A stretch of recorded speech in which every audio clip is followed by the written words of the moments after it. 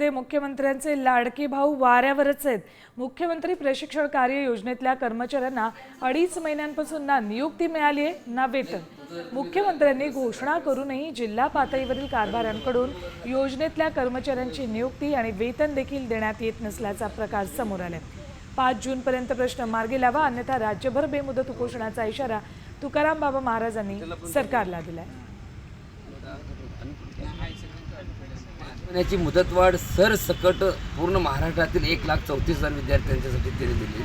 पण आज महाराष्ट्रामध्ये जर बघितलं तर काही मुलांना जॉईनिंग करून घेण्यामध्ये व्यत्यय निर्माण होतोय।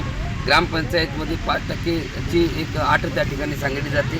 काही मुलांना पगार देखील अजून उपलब्ध होत नाही। 5 जूनपर्यंत जर ह्या मुलांना जॉईनिंग करून जर नाही घेतलं, सरसकट जॉईनिंग करून नाही घेतलं तर अमरण उपोषण पूर्ण महाराष्ट्रातील 36 जिल्ह्यामध्ये प्रत्येक कलेक्टर ऑफिसपाशी आम्ही अमरण उपोषणाला बसण्याचा ह्या ठिकाणी इशारा देतोय।